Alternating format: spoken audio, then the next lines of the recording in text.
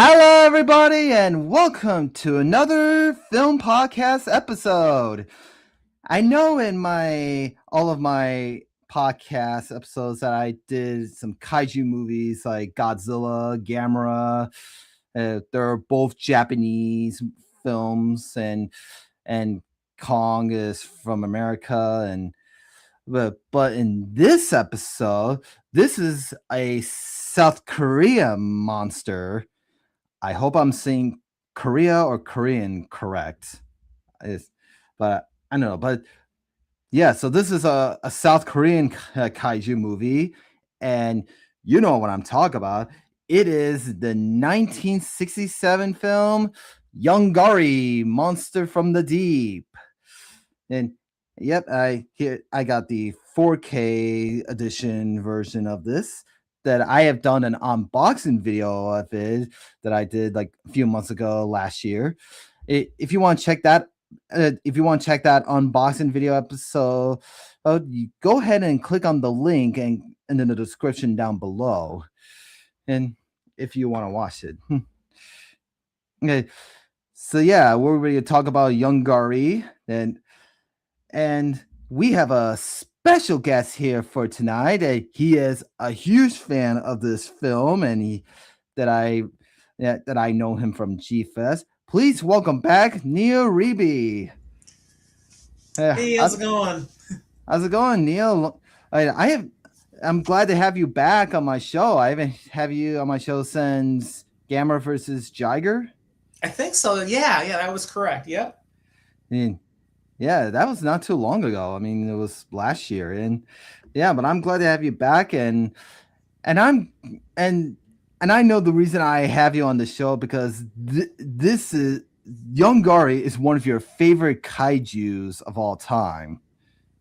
Yeah, it's definitely have a soft spot for it. It's one of the first kaiju movies I saw. Because I first started seeing kaiju movies in 1975, and so it was the spring of 1975, and so this one I saw in May of 1976. So that's kind of that first year of my introduction to giant monster films. And yeah, so after our first time I saw it, I only saw that one time, and of course, I forgot the name of the monster years later. I was wondering, gosh, I kind of had like these faint memories of it, and I wasn't too sure where I would see it again. And then I can't remember how I eventually rediscovered it, but sometime like in the late 90s, I found a VHS tape. It's like, oh, there it is. After all these years, Yongary, And what I didn't know all this time was a Korean film. I thought it was a Japanese film, because they had all the flavor of a Japanese giant monster movie. That's what I thought too. I mean, I thought this was a Japanese kaiju movie. Yeah, but then they had a lot of Japanese technicians over there from X-Pro, which was the company that was formed around by the guys who made the Gamera movies. Yeah, that's what I heard. And the Yongary suit was designed by the same people who did Godzilla and mostly the Gamera films. Correct. Yeah. So there's like three different people who were involved on that. Keizu Murase, probably the most notable name in that group that was worked on that suit. And according to his interview, he helped build the suit in Japan, but he didn't go to South Korea. It was one of his other suit maker friends who actually went back to South Korea with the suit. It's sort of like kind of like it's sort of a supervisory role, maybe sort of thing, to stay together, and when they do the filming. Yeah, so we'll get to the information about the behind the scenes a little later. So you already share of how you first discovered this film. I mean, yeah, that you discovered way back when it was premiered on television, right? Yeah, so that was in May of 1976. And now the movie, of course, was released in 1967. So the movie wasn't even 10 years old at the time I saw it. It was it seemed like a fairly recent feature, for back then. And hopefully we'll get into the production values, but I know like a lot of commentators on YouTube, a lot of kaiju fans really lambast that poor film for its production values. But back in 1976, it didn't seem that far behind anyone else's special effects. As I said, it seemed like a fairly new movie. Yeah. Well, I gotta say, Neil, that I want thank you for sharing your memories, how you first discovered it. I want to share how I first discovered this film. That is not too long ago. that was just a year or 2 years ago that I first discovered it. I remember that I think you did a panel about Yongary at G Fest like 2 years ago. No, that would have been Elijah Thomas. I think Danny DeManna was there, and one other person. They did a real deep dive into South Korean films, and so they, covered that particular topic. Now, what I've been known to do is I produce. Actually, I've written two articles about Yongari. One about the 48-minute surviving original cut. I did that for John LeMay, and then for Kaiju Ramen, I did what I call critiquing the critics. A lot of the kaiju YouTubers, I was kind of critiquing their critique of Yongari, and so I done two articles, and I have enough information to do a third, but I never had time to write that article, sadly. But maybe we can touch on some of that subject in your podcast. Yeah, I mean, eh, yeah, I mean that's why I first discovered this kaiju character, Yongari. I mean, I was one of the panels at G Fest when I was watching like, about the film that at I thought it was like just a regular kaiju Japanese film, but no, it's a South Korea film, Mm-hmm. or is it Korean? It's South Korean. Yeah, I just hope I'm saying that correct. Oh yeah, you're saying that fine. Yeah, I mean, yeah, I didn't even notice, and yeah, when I like, I thought this. I mean, this film got me confused of Gorgo. I mean, I thought Really? this, yeah, because like Gorgo and Yongari, they almost look a little similar to each other. Like they almost identical or fraternal. I mean, I don't know, but they just the designs of Gorgo and Yongari almost a little mix across very similar, if you know what I mean. It's Hmm. just if it, this character got me a little confused of this other kaiju character almost look like as that's Gorgo. I mean, Mhm. but no, it's just but no, the Gorgo is just a United Kingdom kaiju. Yeah. Yeah, but this one is just a South Korea monster that. And I did some research and then I looked some more images of the monster. I thought he looks pretty cool. I mean, I Yeah. know that I thought that Young Gary is a South Korea ripoff of Godzilla, which it kind of is. Mm. Yeah, I know. Actually, I would kind of disagree with that. And the thing was, AN Productions, he has a YouTube channel, and they actually kind of made a very good point that really Yongari's more of a, if he's a ripoff of anyone, it's probably more of a ripoff of Gamera. They both, Yeah, breathe fire, actual flames through a nozzle in their throat. They yeah, have and the the tusk in the eyes. lower jaw. Yeah, I could say Young Gary is almost like a cross between Gamera and Godzilla. I mean, I like you brought up Gamera because the glowing eyes, the fangs, and he's also a cross between Barugan. Oh, It's like the the head horn in is like particular, that nose horn has kind of very similar shape. yeah, and Oh, by the way, since you mentioned, before we go too far, did you also notice that it's at some points near the end, Yongari had the same sound effect as Barogon? yes, I noticed when I was watching the film, and when I did some research about this film, I mean, like I want to get that film on Blu-ray, which they did back then before they released it on 4K by Vinegar Syndrome. Mm-hmm. And yeah, I did look at. They have it on Blu-ray, but it was so difficult to find it. I mean, they used to have it on Amazon, but it was so expensive, and they keep sold out fast. And Yeah. then eBay is just they're just expensive. But when I but when we were at G Fest last year, that when I saw they just announced they're going to release Yongari on 4K with the Blu-ray disc. I mean, I was surprised. I mean, this could be my chance to get this film on 4K, which Mm-hmm. I did, and still it has the full English dub version of it on the Blu-ray. I thought they're also gonna add the Korean cut version of it, but it turns out that I have noticed that the original South Korean film has been lost. Eh, which I'm just about to get to the yeah, the original South Korean film cut version of it is a lost media film. It But before we get into that, so I did an unboxing video of this 4K like few months ago. If like I said in the beginning, if you guys want to check that out, go ahead and click on the link in the description down below. And that after I did it, I watched the film, and let me just say, I love it. Oh, good. I'm glad you liked it.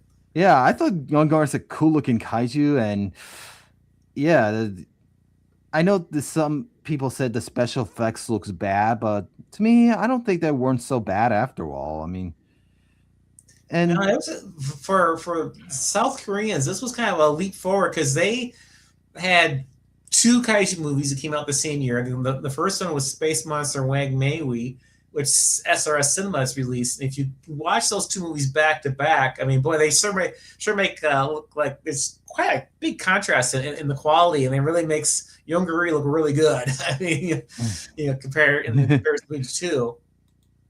and and hello, Kea Chinchko, and how's, how's it going? And Yongary is very underrated kaiju movie. I guess you could call it that. I mean, it, so, yeah.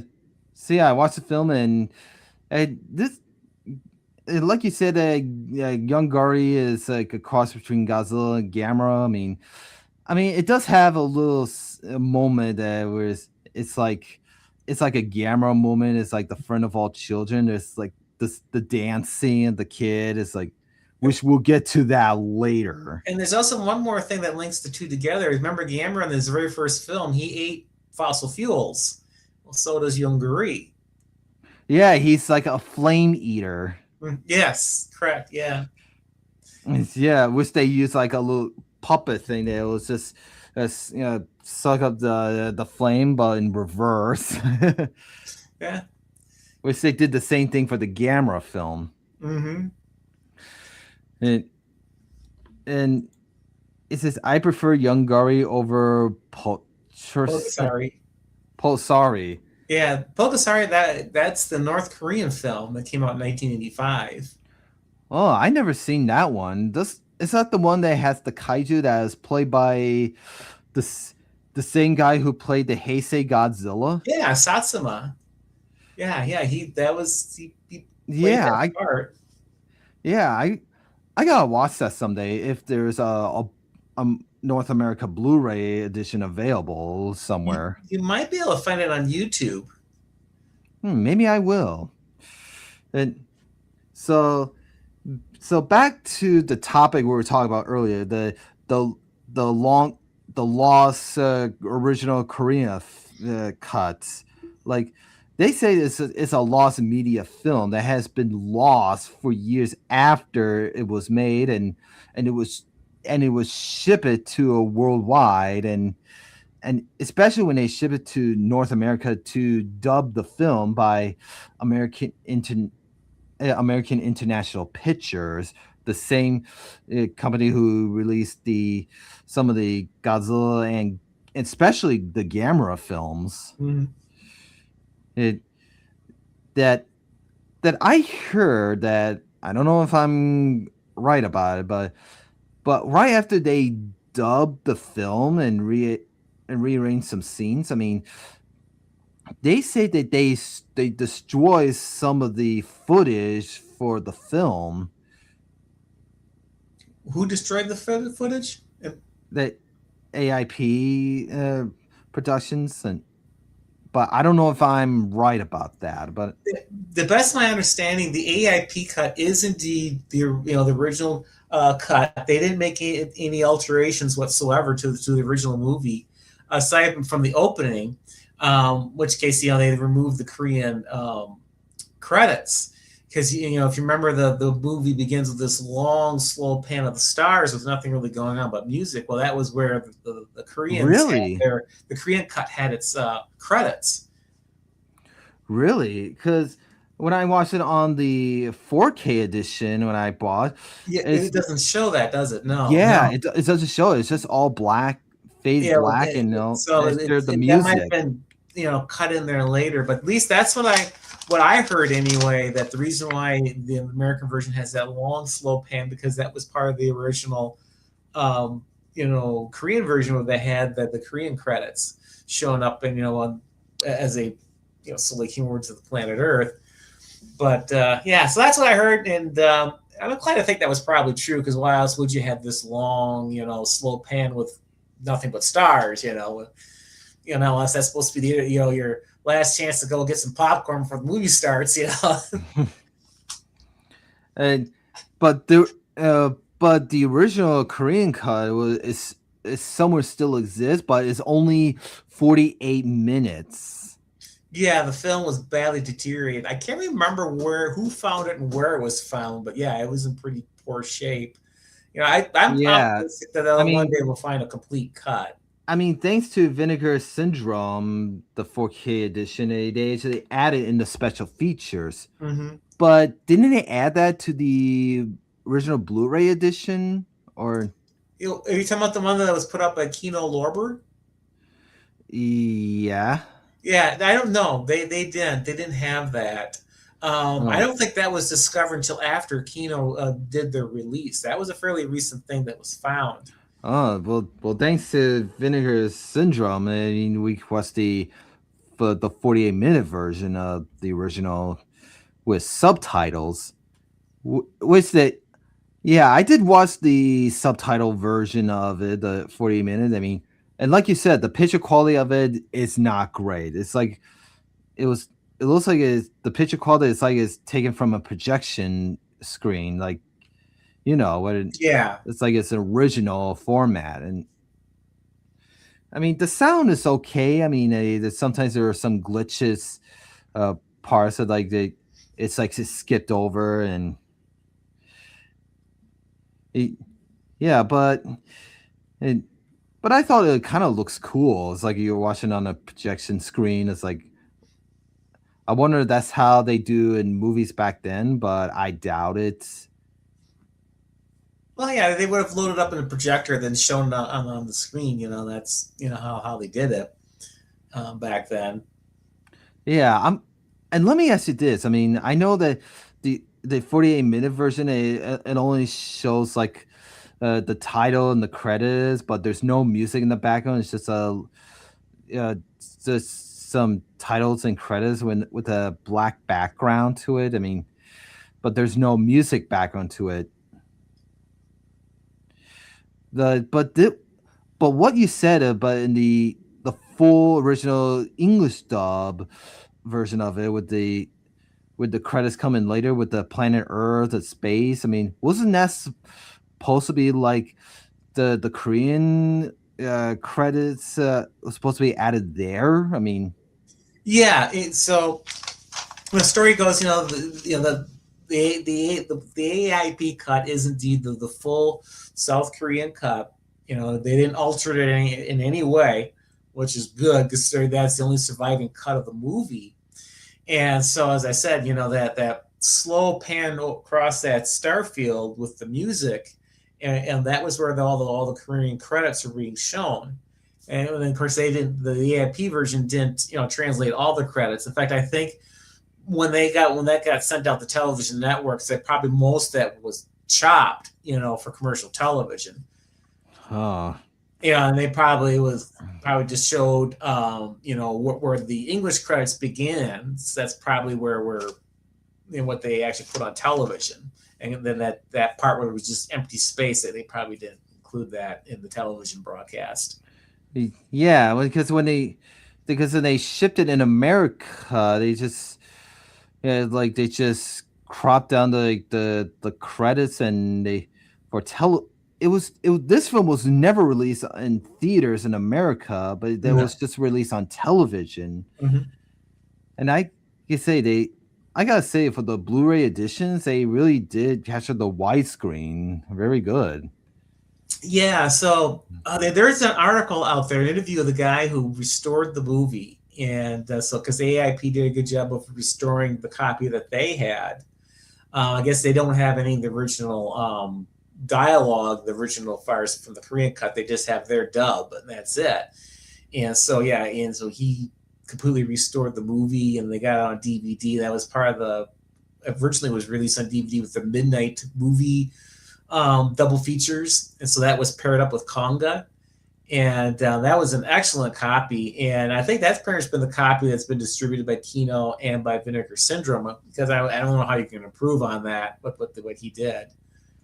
Yeah, and I gotta say there were like two different title logos differences. Like they appeared during the credits. I mean, like it's like it's about the name of it of Yongary. I mean, like the first Blu-ray edition. I mean, also along with the I mean, like the Blu-ray edition, it just shows Yongari's name as just a normal type, typing style. But when they released the Vinegar Syndrome edition, it was like redesigned the name title of it, and I thought that one looks better.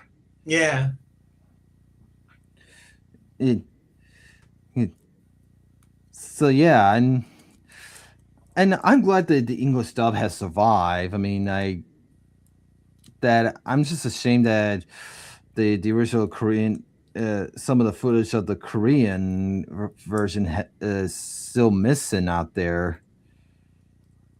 yeah. Like I said, I'm optimistic that there's got to be a copy of it floating around somewhere. I mean, just recently there's been news that another two Doctor Who episodes have been discovered, and this is from the Bill Hartnell years, and that was like around the same time as when Yongary was released, in the 1960s, and so if you can still find episodes of this old British TV show, I don't see why you still couldn't find a complete cut of Yongary with the original Korean soundtrack.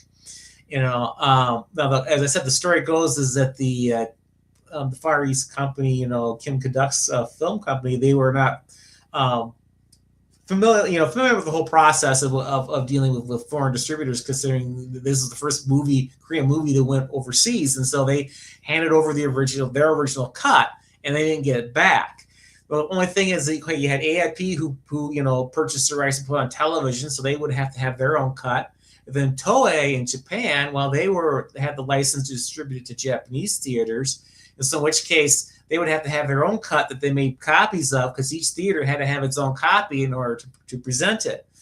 So there's got to be a lot of copies out there floating around somewhere. They couldn't all have been destroyed. Because a lot of times how this happens with these lost films and TV episodes, that they end up in, tucked away in some warehouse somewhere and forgotten, or they end up in someone's attic.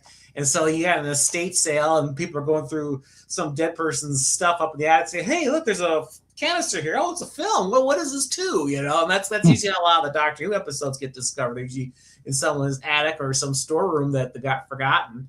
So I'm sure there's got to be some place, there's a complete cut sitting in its original can, just waiting to be discovered. Yeah, I mean, it's very interesting. It's so weird how did they?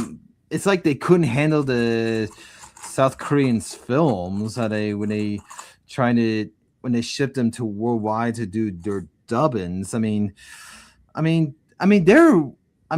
really good with Japanese films of their dubbings when they shipped them to do the dubbings, and especially the Godzilla films. They were really careful with them. Mm-hmm.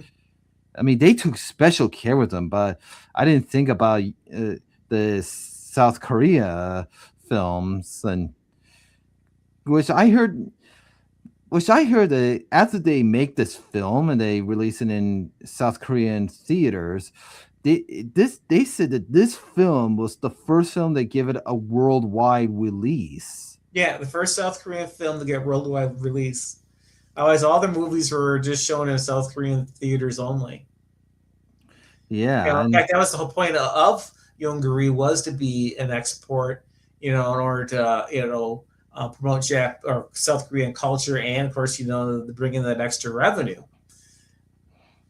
Yeah, and it's so I want to. So I know that this episode might be it won't be like over an hour like in my previous episodes. I mean, yeah, this might be a little short one because I done some research and learn about the film and I only know some about the film and I only watched the film like 5 times and Mm-hmm. well 4 times of the full English dub and and 3 times of the subtitle version, which is the 48-minute version. And so let's talk about the how we know about the difference of Kor- Korean and Japan. I mean, I know they're I know that Korea is like a little far north from Japan. Is Am I correct? It's a kind of more um, due west and maybe a little bit north, kind of, but more west than north. And that's why when Japan became expansionistic in the early 20th century, that was the first country they colonized was Korea because it was just so close. Mm, yeah, because my cousin used to live in Korea. Oh, interesting. Yeah, because he used to be in the Navy, and he like my cousin lives around the world. He's like a travel guy, and he used to live in Korea, and yeah, I think he moved to somewhere else, or I don't know where, but Mm-hmm. yeah, he used to live there, and I should like ask him what was it like there because if he did come up if he did came to Chicago and I visit him, I'm gonna ask him like, what's South Korea like? Did you meet Yongary? Yeah, and and and you're gonna laugh at this. He said like who's Yongary? I'll say to like he's a South Korea ripoff of Godzilla. Mm-hmm. Yeah, I bet this will be a good laugh. Uh, so I don't know much about what's the difference between Korea and Japan. I mean, what I heard back then that I think this is still going on today, but I hear there's some like Korean and Japan don't get along well. No, there's a lot of bad blood from the occupation. I guess Japan occupied Korea for like about 30, 35 years. And that's a long time.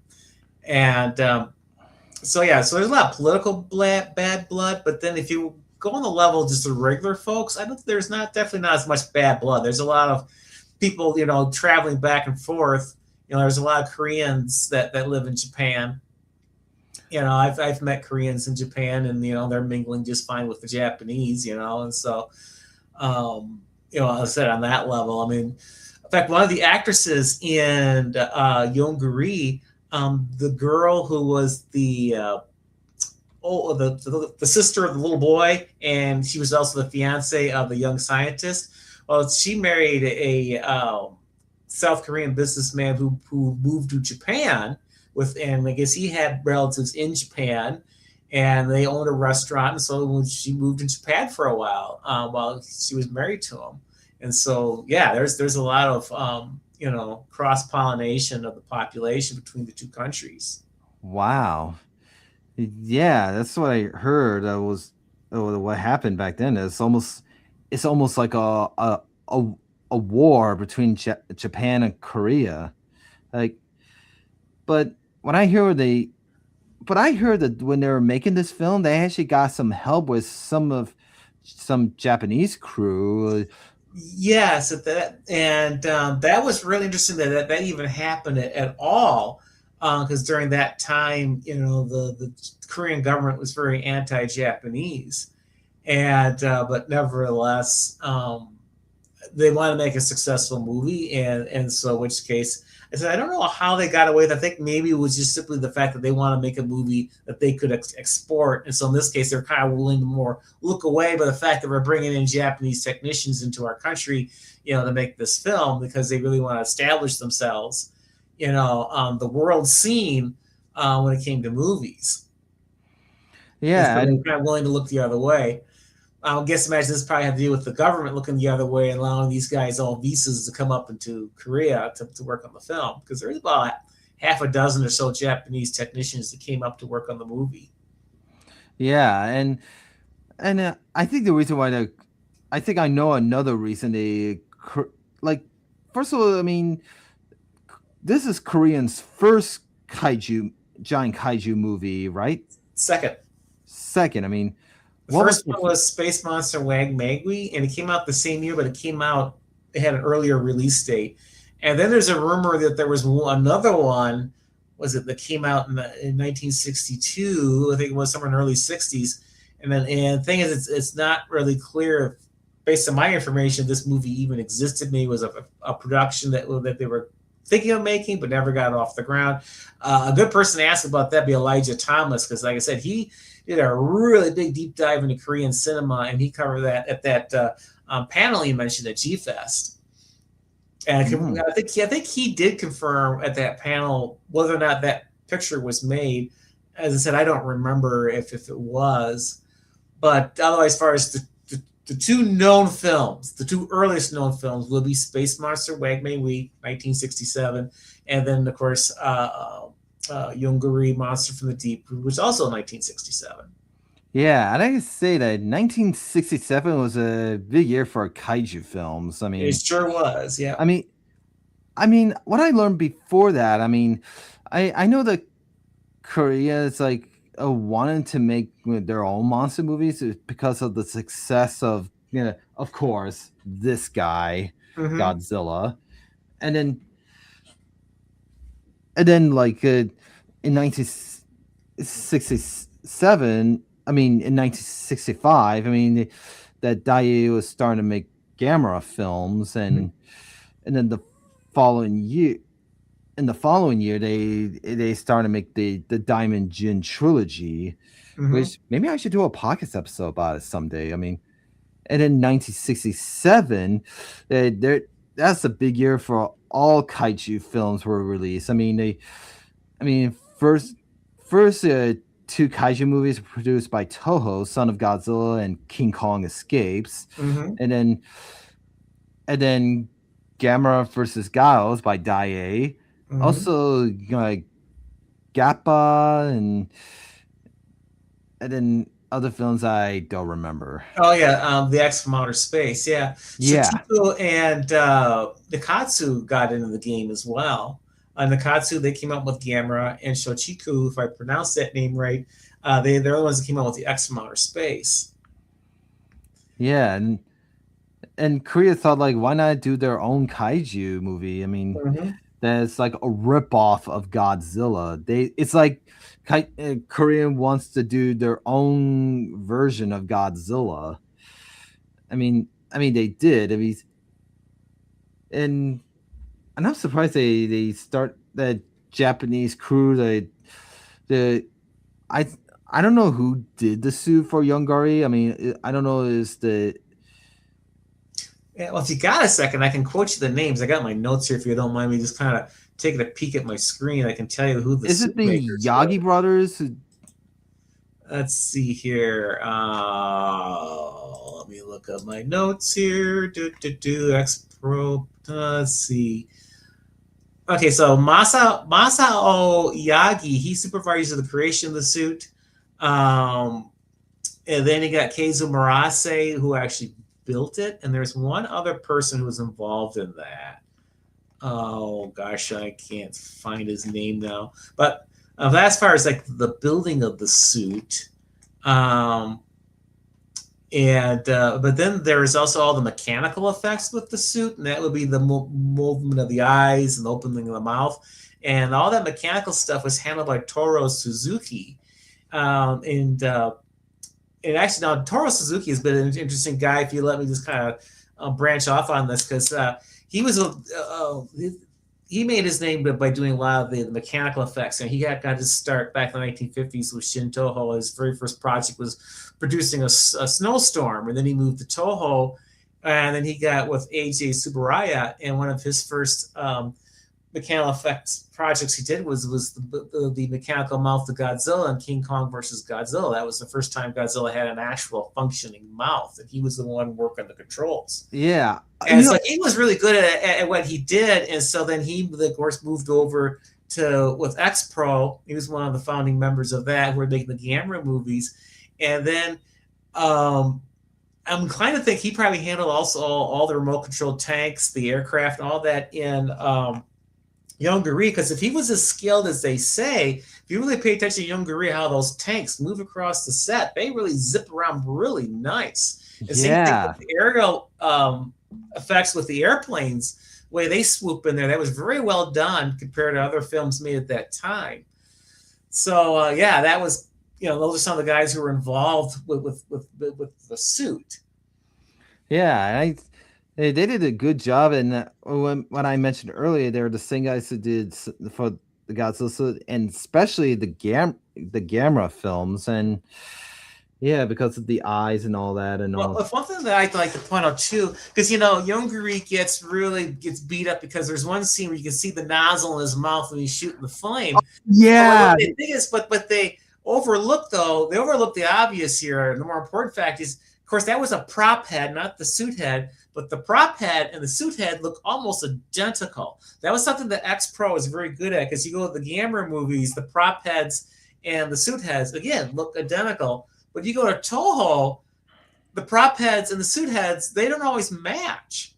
Yeah, I mean, so that was one thing where X Pro was kind of one step ahead of the Toho guys. Yeah, like in the early Shona Godzilla films, like from King of the Monsters, from the first to the sea monster, that they always use puppets, and in some scenes, like especially the first Godzilla film, Godzilla's head, the puppet head, is like looks nothing like the head of the suit. Yeah, and it was even worse in the following film, Godzilla Raids Again, where it's even the disparity was even greater, and then not only that, the puppet head was so poorly made, like the teeth are coming out at a 45-degree angle out of the mouth. It's like, come on, guys! I know you don't have much of a budget, but you can at least get the teeth straight, Yeah, and so I gotta say that like you mentioned about that the fire breath scene, like the Yongary blows fire similar to Gamera's. I mean, when it's opened its mouth, like about the show, the little tube that blows fire, that's like bad effects. It's like, yeah, they actually showed it. Well, in the first Gamera film, if you look closely, you can spot the nozzle in his mouth too. It's just that in the Korean one, they weren't quite. They were much less careful than they were with the Gamera films.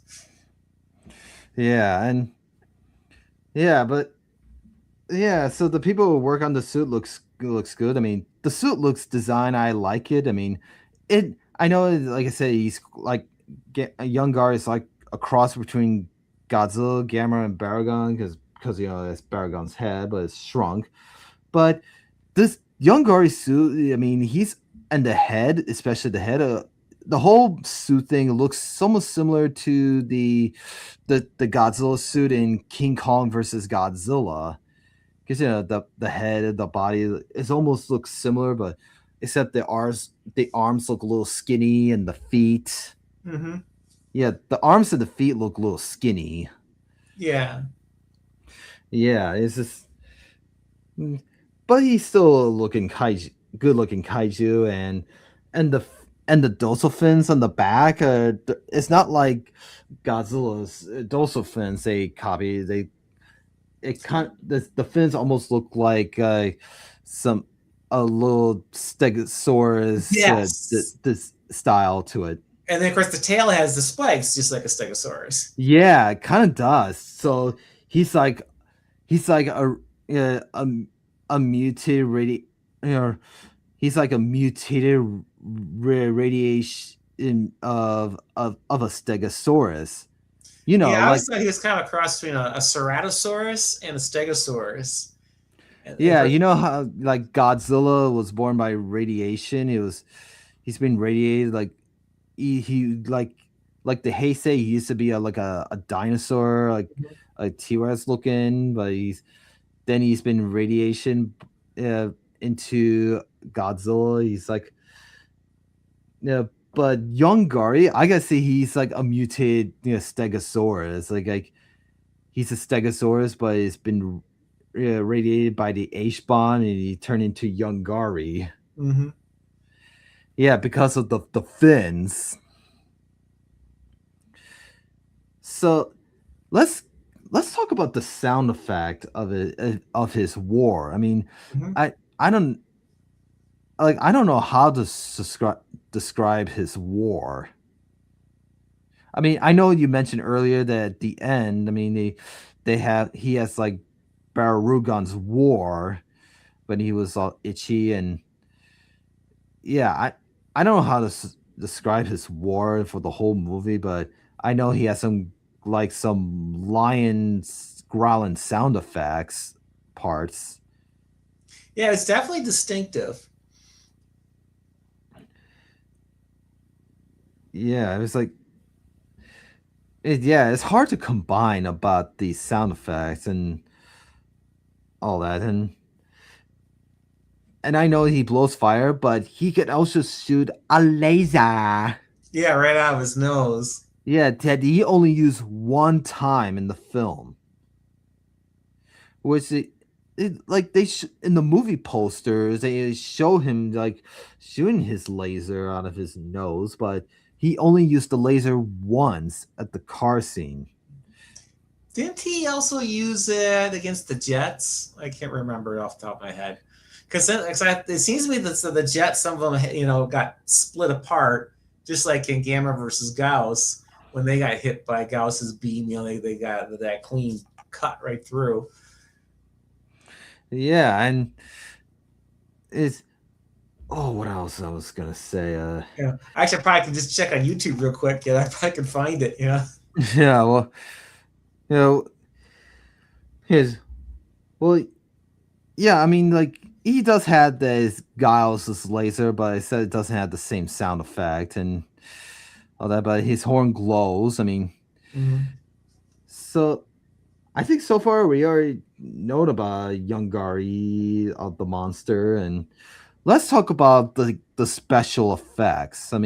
Mm-hmm. I mean, some of the special effects some of them were just awful. I mean, but some of them are great, but some parts are like not as great. Especially the one scene, like it's like when they show Yongari's feet and it shows a car drove by. I mean, you could That that was a bad piece of compositing there. yeah, that's just really bad. It shows like his orange. It's like his skin turned orange, and then it's a blue background screen, so that's a car moving by, and that is just a bad effects. But then, in contrast, near the end of the movie, when he's approaching that bridge, they had some excellent compositing, also some excellent, way they set up the scenery. Kind of the bridge was coming up, you're looking at where the bridge is coming at an angle, and you see the people kind of running up in the foreground, and then you see Yongari then coming up over the bridge, and all that was all matted together very nicely.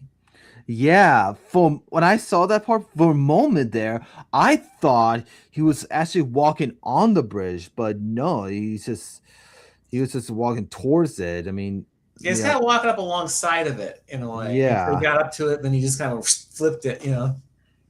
yeah, and and let's not forget that one scene that's a total Godzilla ripoff scene. Like the the Pentagon, or is it the Capitol building, or is it?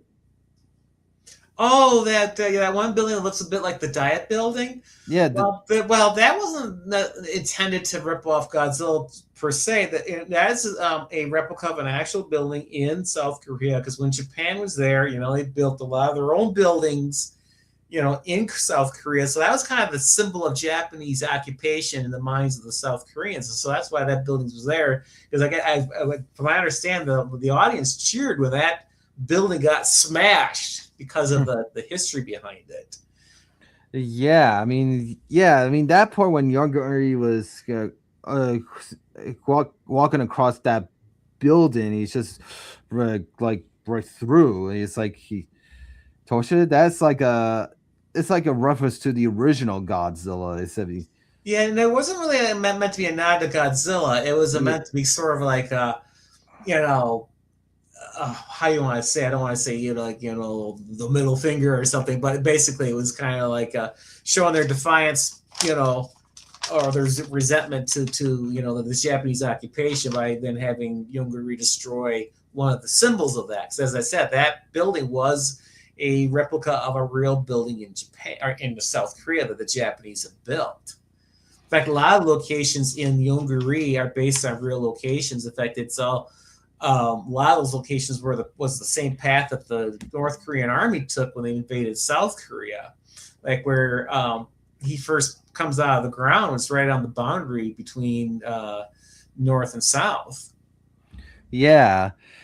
And which I forgot to leave out one part about Yongari, but we should get to that little moment. I mean, I want to learn about the sets of it, like the buildings. I mean, especially some earthquake scenes when the some of the buildings come down. Like I love those sets. I mean, Yes.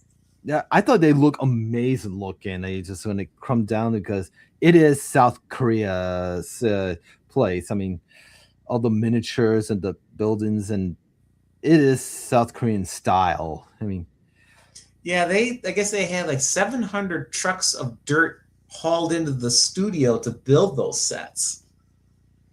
Yeah. yeah, and And especially yeah, they were really amazing. So like the when the Earth splits apart, man, it's like that was almost just as good as the Earth splitting scenes they had in Rodan, because Rodan was like at that time like one of the yeah, that's best special effects ones that the Japanese had done. And then when Yongary finally came out on the mountain, I mean that whole like the not just the effects itself, but the whole build up to that moment was so very well done. yeah. I mean, so I so I want to talk about one part about Yongari. I mean, I know Yongari is a monster, but he's like an underground monster. Mm-hmm. Like he causes earthquakes. That's why earthquakes start to shake because he's like an underground monster. He lives underground, Yeah, but like he's just what? as I say, it's just like Baragon, from the Toho films, and it's interesting because now Yongari was when people were trying to figure out what was going on. I was like, well, here they got this epicenter that's moving, this earthquake epicenter is moving underground. That's how it was described. But then in GMK, that's how Baragon was described. Before they understood what was going on, it's like, oh, we got this earthquake and the epicenter is moving. you know. Yeah. When I heard the title, like Yongari Monster of the Deep, I thought Yongari was a sea monster, kind of, but he's not. No, no, he's subterranean. But what I heard that people said, I mean, I don't know if they mentioned this in the commentary, but they said the Yongari is a space monster, which Yeah, now that was, I guess, like the original concept. It was sort of like this cell that fell from outer space. And I can't remember if that's still considered canon, but in the movie itself, they never really get that deep into where he's really from. Other than they do, there is some dialogue among the government officials saying that this was a legendary animal, that caused earthquakes, which then suggests he's more of a dinosaur than a space monster. So yeah, I remember that. I think that like there was a comic that came out at the time when Yongari came out, and the comic was more based on some of the original concepts before the movie was made, and so that's where he had that whole thing with the space cell coming to Earth and then mutating into the Yongari. yeah, I mean, but I think Yongari is just an underground monster. I mean, Yeah. usually he spends time on land after he rises from the ground. Mm-hmm. It's like he's trying to hibernate on the ground, and that's why they in the film they called him Yongari because he's an underground digging monster. Mm-hmm. Which in the rest of the film, I don't think he's not much of going underground. He just goes on land, like Yeah, I mean, I know I mentioned that I thought he was a space monster, but in the movie there's like a space international station in the movie Hmm. in the film that they have which yeah, I did watch the film that they when they lost the guy into space and they lost contact with him for a few hours and then it's I mean, I forgot why they sent him into space and Yeah, there is something going on. Oh gosh, I kind of forgot myself because this because once the movie gets going, that whole subplot wasn't too terribly important. But yeah, he was supposed to observe something that was going on, some disturbance, and and of course, what we saw that disturbance, we saw this aircraft flying over the ground. I guess then they dropped a nuclear bomb that caused the earthquake, in which, of course, woke up Yongary. And so that's what happened. Now, what actually got him up there? I said, boy, I just watched the movie, but I just don't remember. yeah, That's I what don't happens when you work 12-hour shifts every day. You don't remember much. yeah, I watched the film a few times. I just sort of lost for that part. I'm sure It- probably your viewers will say, "Well, this is the reason why. How can you forget that?" yeah, like I said, I You'll see in don't the comment section, after you post yeah. your show, someone Let's will. let them know that. Please let us know what you know much about that scene by leaving a comment down below. Yeah.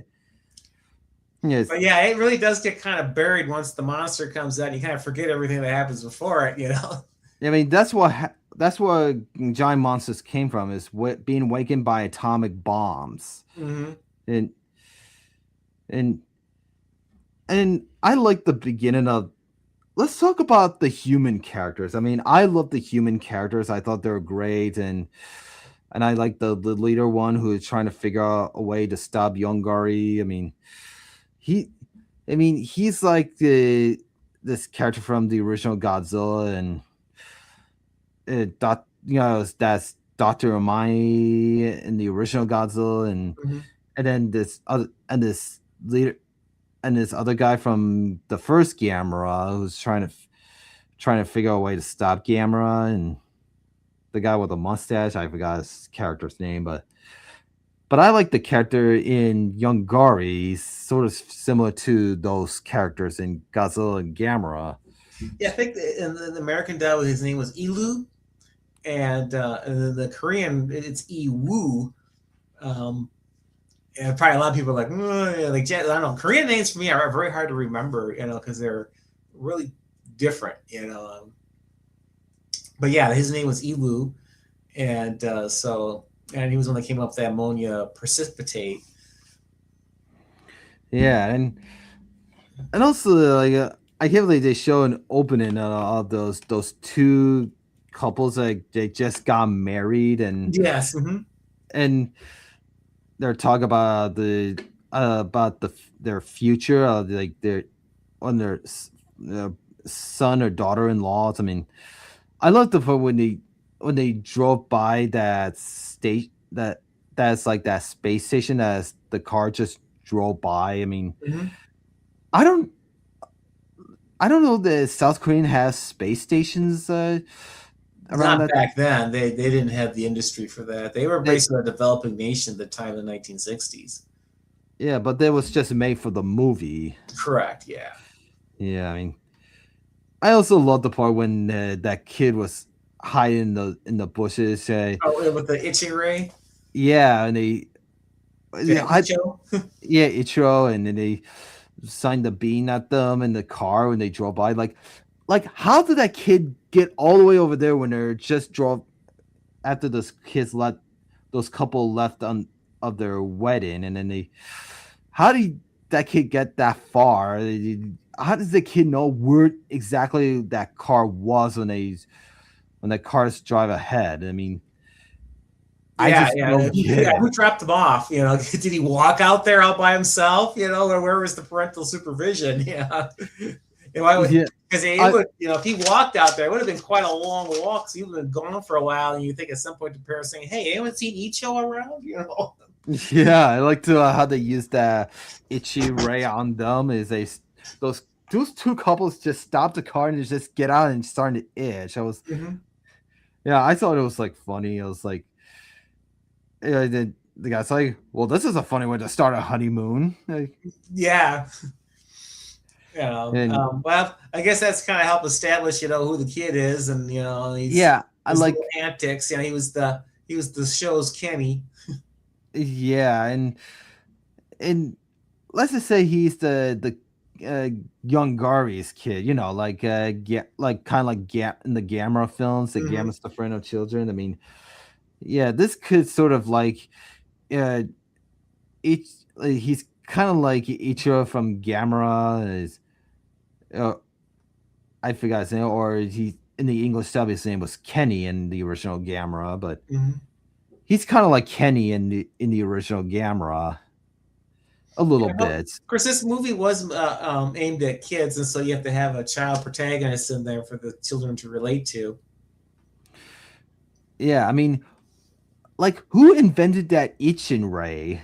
Oh, that would have been Elu. That was one of his Yeah, I mean, inventions. Of course, I now don't why know. would you make a ray that makes people itch? I don't know. Or how does a ray make a person itch? I don't know that either. But nevertheless, Yeah, I have no idea that's what it how did. how they invented that. I don't know how they got that thing to make people itch. It's almost like you got fleas. Yeah, I don't know. I guess some Yeah, kind of photons that feel as itchy as wool. I guess but yeah. Like if that ray exists in the real world, I mean, I would probably use that on my dog. Like I would shine that ray on my dog and let my parents think that my dog has fleas. That would be a good that'll be a good prank on them. It's mm-hmm. like, but that kid uses that same raid on Yongary. That one part that was I thought it was so that was like my favorite scene is the dance. Yeah, like Mm-hmm. Yongary started to dance, but he wasn't really dancing. I mean, he was like itching a little. It's like he I mean, he looked closely. I mean, he does kind of bounce a little up and down, like when is doing this. Like it's Yeah. it's like he's dancing, and I love how the kid laughs and he's like, "Go younger, go!" Yeah, that's when the kid bonded with the monster and didn't want him to die. Yeah, and I gotta say, I like that scene in the English dub. I mean, the lines of the kid is saying the laughing and it's saying, "Go younger, go!" Mm-hmm. And but in the 48-minute Korean cut version of it, I mean, it's just, I mean that the dialogue of the kid was probably my least favorite. I mean, because it's like, but I like the dub version better. Yeah. So like, oh, one thing I know is that Yongary eats oil. I Mm-hmm. mean, that's why he's starting to suck up flames into his mouth because oil can cause some flames, kind of like gas. Mm-hmm. Uh, and I know I brought up the itching ray, but since the kid Ichiro they used the ray on young Gary. I mean, it's like is it his brother or his friend who invented the itching ray? So, yeah. So that was the young Professor Icho. He's the one that came up with the itching ray. Yeah, And he came up. That's how he come up with a plan to stop Yongary using some chemical that would. oh, sorry, did I say Icho? I meant Elo. Elo is the He, professor. Icho is the kid. Sorry. did they use some kind of chemical they are trying to stop Yongary? Yeah, it was ammonia. It was a precipitate of ammonia. But that was the first plan before they used some kind of powder on him that's like itching powder. Yeah, it was the ammonia, and then he did something, to make it a little bit more potent. So they went back out the second time and dumped it on him. Yeah, they just use itching powder on Yongary. It's like when I saw this, I mean, it kind of looks like he's been covered up by flowers, like sugar and a. Well, that's probably what they use, for the cut costs, that or talcum powder or something. Yeah, I just like that part of how they kill off Yongary is they use itching powder on him. It's like it's itching him to death. I mean, It's kind of a awful way to go, through skin irritation. Then he ended up bleeding out his, backside. yeah, it's almost like he soiled himself, yeah, at the end, but it's blood. Yeah. It, it, so any any more thoughts that you know so much about this film? Well, one thing that's really interesting about the movie is that, okay, so it was distributed by Toei in 1967. Of course, in Japan, 1967 was the banner year where every film studio was putting out a kaiju movie. Now, what makes it interesting that Toei's contribution was to borrow about a movie from South Korea is that Toei was always looking for ways to do special effects but save money at the same time because they didn't want to deal with the financial risk. They kind of already saw the direction of the film industry in Japan, and they plan on staying solvent. So this is how they did it. So while Toho and Daiei were putting special effects pictures in the theater, they were putting special effects shows on TV. Like they had, Johnny Soko as flying robot and Masked Ninja Kakage. And the reason why they went through television, that is, if you can get a TV network to put the show out, they pay for the special effects. So they take the financial risk, not you. So now here he is. Now they want to get a movie in the theater. So instead of making their own movie, they'll bring over one from South Korea. So that way it's South Korea now is doing the financial risk with the special effects, not them. All they had to do was get the licensing rights, and that's it. So that way they were able to, get into the bandwagon without putting their money at risk. Yeah, and I don't know if we brought this up, yeah, Neil, but did we bring up about how the director hated the suits? Yeah. Kim Yeah, Kardashian didn't like the suit because it didn't look impressive enough, and that's why they added the horn to make him look more vicious. yeah, And by that point, they really couldn't do any more major alterations because they had to start shooting, because time is money. yeah, But I still thought the suit still looked good. I yeah, guess when he kind of head on, he doesn't look quite as good. Maybe that's what he was looking at. He kind of looked at the thing head on and thought, I don't know about this. But, from an angle shot or the profile shot, yeah, the because suit looked really good. because the angle shot, like I just thought Yongari looks fine. The suit looks fine the way it is. I mean, Yeah, the head had a really good shape to it. They had excellent skin texture, excellent scaling. yeah, yeah, it's not like Godzilla scales. I mean, he's like these. It's just Mhm. it's. I mean, the skin on it looks It's more cool. I mean, realistic, more like an actual reptile. Because a lot of kaiju in Japan, they had all kinds of bumps and ridges and stuff like that. They didn't get too much, except for maybe Anguillus is one of the few where you had like a good set of scales. Gorosaurus had a good set of scales, but a lot of the kaiju didn't have a really good set of scales, even though they were reptilian. And yeah, whereas Yongary, they have very distinctive skin texture that yeah, says he's a reptile. yeah. Speaking of reptilian, did they made a reboot of Yongari called Yeah, in Reptilian? 1999, it was now I guess in Korea, South Korea is recognized as a reboot of the original Monster from the Deep, except they did a completely CG monster. And then when it got sent here to the States, it was called Reptilian. Oh, like And yeah, I think the Sci-Fi Channel, they showed it quite a bit back in the late 1990s, early 2000s. And for a while, it was really easy to find on DVD in the 2000s. And now I don't know as far as its availability.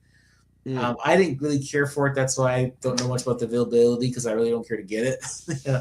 It was kind of a shame that they couldn't made a sequel for Yongary back in the 60s and kind of follow the same path as Godzilla did So like say in the sequel, he fights another monster, and kind of expand on the South Korean suitmation. But Yongary cost so much money, it actually, from what I understand, the Far East company ended up going into insolvency because of it, because it was so Yeah, expensive. yeah. I know that. Yeah, what I heard that there was a reboot of Yongari called Reptilian, which is the U.S. title. I mean, did saw some images of how Yongari looks in that one. It's Hmm. all CGI. It's just I have the feeling this one might be so bad. Yeah. I don't know. I mean, I know that the Reptilian has its fans, and I wouldn't begrudge anyone from liking the movie. It just wasn't for me.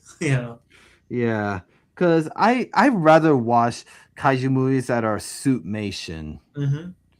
Yeah, because those are the best. I mean, because it makes it look realistic. And I gotta be honest, Neil. I think that is we're almost at a wrap here. Okay. But before that, I is I want to show you this, which I did an unboxing video of it during G Fest weekend last Hmm. year. I mean, it is this. It Yeah, is very nice. it is the Yongari playset that is by Creation LLC. Hmm. I yep yep. I actually got the So you haven't place. even opened it up yet. Nope, I haven't opened it up yet. Nope, because I'm keeping it in here for a collectible. Hmm. Because if I do open this, it'll be no longer a collectible.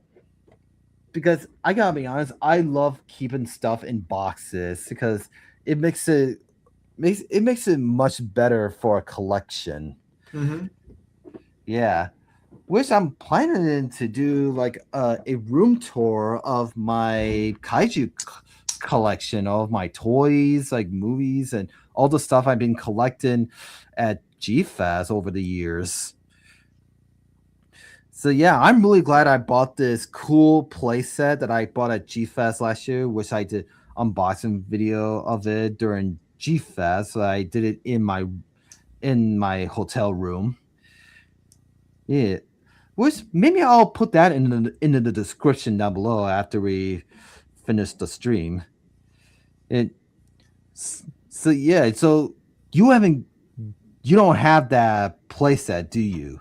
No, if I did, it'd be right back here with all these guys. Because Oh, one.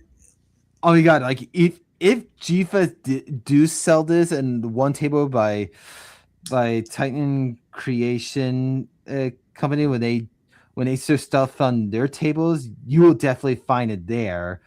And not just Yongari, they also have a playset of Gorgo. Yes. Eh, Yeah, maybe I'll get the Gorgo playset when I go to G Fest this year, if I can find it. Yeah, if they haven't escalated the price, because I think all that stuff they had a very limited production run. So if there's any unpurchased ones out there, I'm sure the price is, going to be high. Yeah, and and and and I think that's just about a wrap. And I want to say to you, Neil, thank you so much for joining me in this episode. And I know you like this film so much, Mhm. and I kind of enjoyed this film. After I watched it for the first time, I thought it was good, and I know this is the full English dub version is the only survival cut of the film because the original Korea has been lost for years. And but when I watch Godzilla Gamera films, I usually watch them in dubs, but sometimes I watch them in subtitles Mhm.